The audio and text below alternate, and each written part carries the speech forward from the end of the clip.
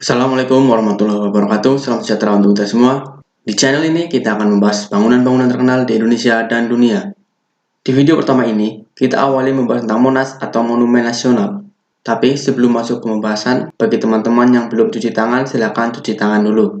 Saya rasa hampir semua warga negara Indonesia pasti tahu apa itu Monas. Monas atau Monumen Nasional adalah monumen peringatan setinggi 132 meter yang terletak di jantung kota Jakarta, atau lebih tepatnya berada di tengah lapangan Medan Merdeka, Jakarta Pusat. Monumen ini didirikan untuk mengenang perlawanan dan perjuangan rakyat Indonesia demi kemerdekaan dari pemerintahan kolonial Hindia Belanda. Pembangunan Monas dimulai pada tanggal 17 Agustus 1961 atas perintah Presiden Indonesia pertama Insinyur Soekarno. Monumen ini terkenal dengan mahkota lidah apinya yang dilapisi dengan lembaran emas. Mari ke pembahasan bagian pertama. Sejarah.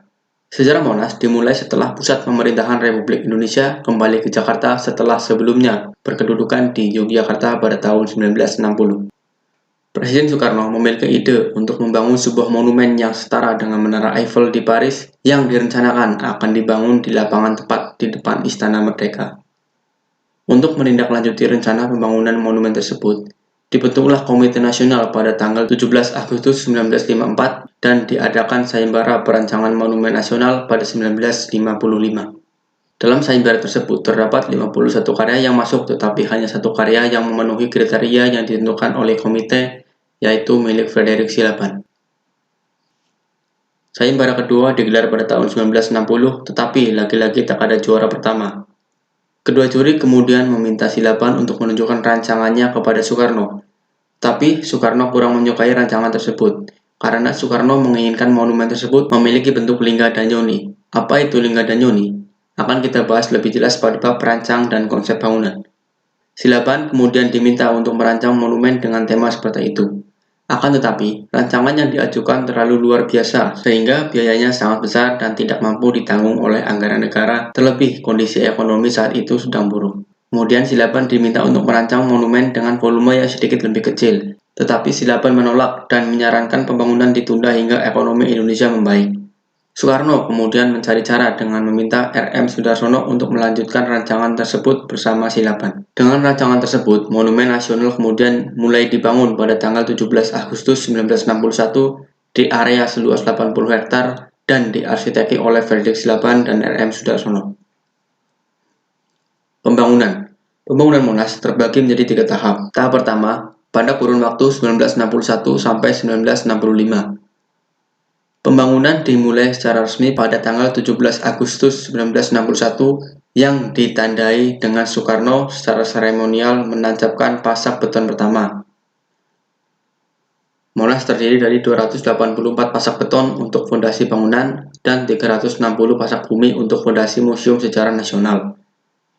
Keseluruhan rancangan fondasi selesai pada bulan Maret 1962. Dinding museum di dasar bangunan selesai pada bulan Oktober di tahun yang sama.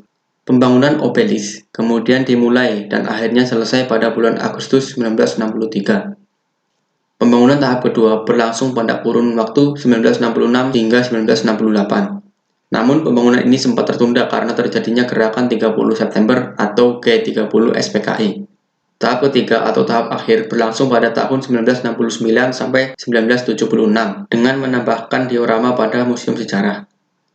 Monumen secara resmi dibuka untuk umum dan diresmikan pada tanggal 12 Juli 1975 oleh Presiden Republik Indonesia kedua Soeharto.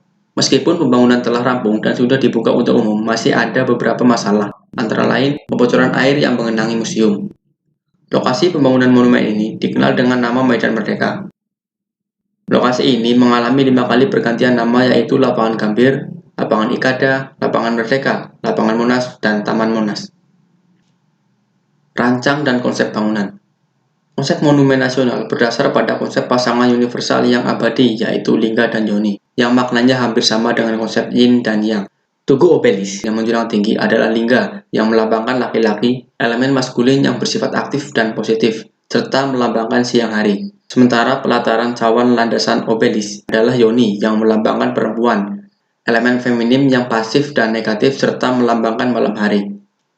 Lingga dan yoni merupakan lambang kesuburan dan kesatuan harmonis yang saling melengkapi sedari masa prasejarah Indonesia. Selain itu, Monas juga dapat ditafsirkan sebagai pasangan Alu dan Lesung. Alu dan Lesung adalah alat penumbuk padi petani tradisional di Indonesia. Dengan demikian, rancangan pembangunan Monas dipenuhi dengan. Sekian untuk pembahasan bagian pertama, dan akan kita lanjut ke bagian kedua. Terima kasih sudah menonton, semoga bermanfaat. Mohon maaf bila ada kesalahan informasi. Like kalau Anda suka dengan video ini, subscribe kalau ingin berlangganan, dan hidupkan lonceng notifikasinya untuk update video terbaru di channel ini. Wassalamualaikum warahmatullahi wabarakatuh. Sampai jumpa dan stay safe.